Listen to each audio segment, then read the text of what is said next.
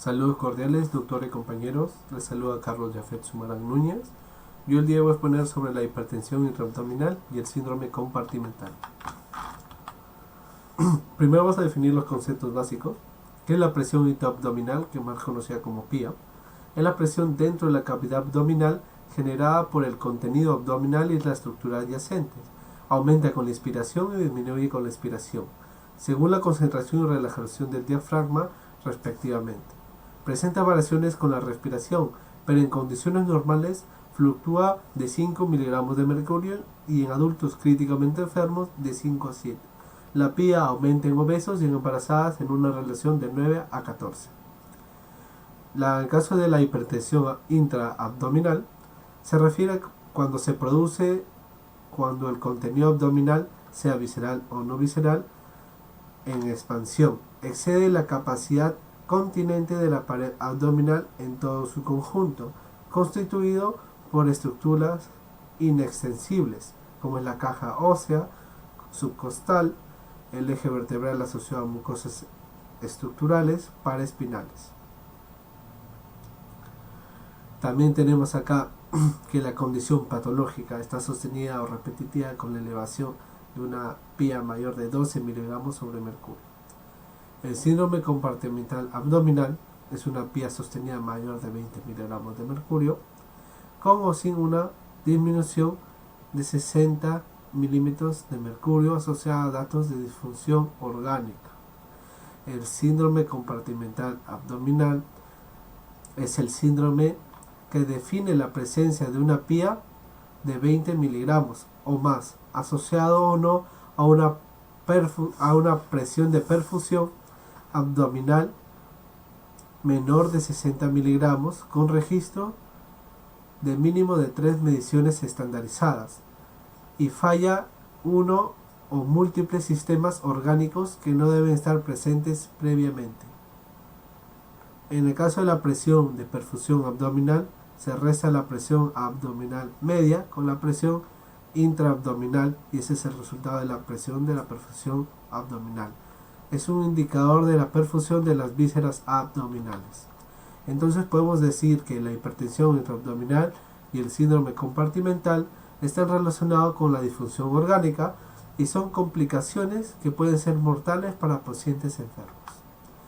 El síndrome compartimental se va a dividir en 3 categorías: el primario, secundario y terciario. En el primario es una condición asociada con daño o enfermedad de la región abdominopélvica, que frecuentemente requiere de intervención quirúrgica temprana o de angiorradiología, o una condición que se desarrolle después de una cirugía abdominal, como son el caso de los traumas abdominales que requieren corrección quirúrgica, cirugía de control de daños, peritonitis secundaria, fractura pélvica u otra causa como un hematoma retroperitoneal masivo.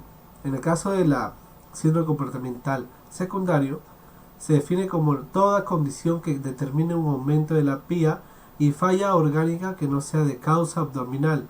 Incluye condiciones no originadas en el abdomen, como es una sepsis o una fuga capilar, quemaduras mayores. En el caso de un síndrome compartimental terciario recurrente, es el nombre con el que se designa y se desarrolla después de un procedimiento quirúrgico o de un tratamiento médico de un síndrome compartimental primario o secundario. Este puede ser por persistencia del síndrome compartimental agudo después de una laparotomía descompresiva. Estas son las nuevas definiciones aceptadas por el panel del consenso 2013, que es el síndrome policompartimental, que es una condición donde 2 o más compartimentos anatómicos han elevado sus presiones compartimentales.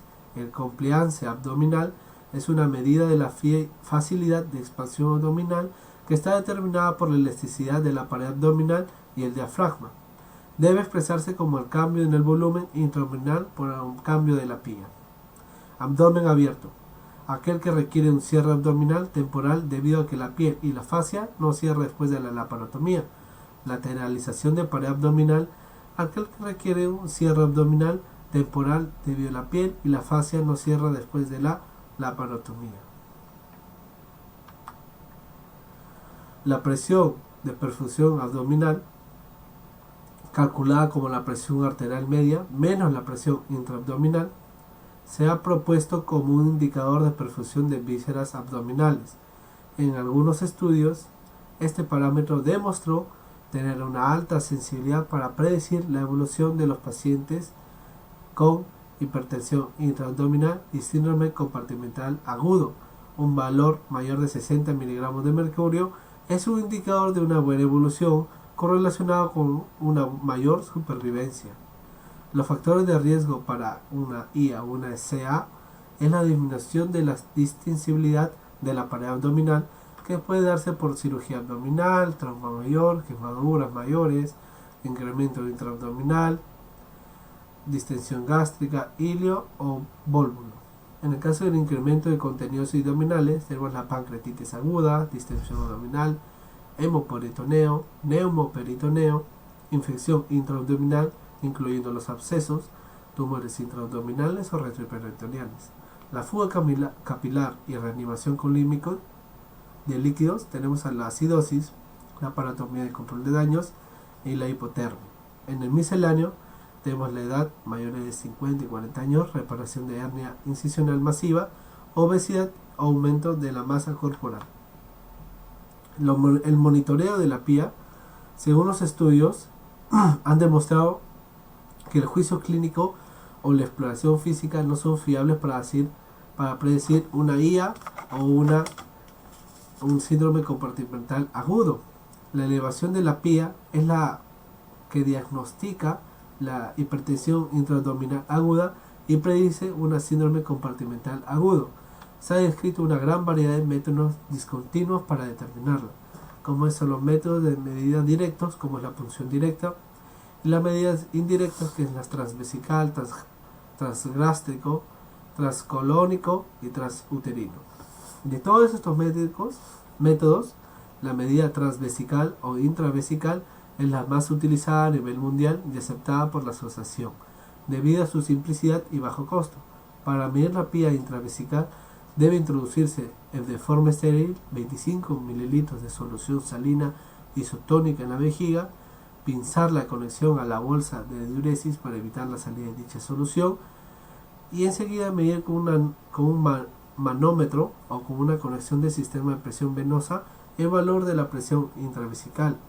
Estudios más recientes utilizan transductores electrónicos de presión, por lo que los valores obtenidos de la PIA se obtienen y se publican en miligramos de mercurio. En el tratamiento, el mejor tratamiento del síndrome compartimental agudo es la prevención, detectar precozmente los factores asociados a una hipertensión intraabdominal aguda, que permite identificar a los pacientes críticos en riesgo. El tratamiento se basa en 4 pilares fundamentales: la monitorización seria de la PIA, optimización de la perfusión sistémica y de la función de los diferentes sistemas de los pacientes con PIA elevada, instaurar medidas específicas para disminuir la PIA y la descompresión quirúrgica precoz para la hipertensión intraabdominal refractaria. Las medidas recomendadas por la asociación es asegurar a los pacientes críticos reciban un manejo óptimo para el dolor y ansiedad con grado 2D, proporcionar bloqueo neuromuscular temporal a un tratamiento con grado 2D, valoración de posición para el cuerpo, de medición adecuada de la PIA. Se recomienda el uso de sonda nasogástrica y rectal para si hay presencia de dilatación gástrica o colónica de presencia de hipertensión intraabdominal o síndrome compartimental agudo. Se sugiere el uso de neostigmina para el tratamiento de ilio colónico, que no responde a otras medidas simples asociadas con hipertensión intraabdominal. Utilizar un protocolo para evitar un balance de líquidos positivos con el riesgo de hipertensión intracraniana y síndrome compartimental agudo después de una reanimación aguda que se ha completado.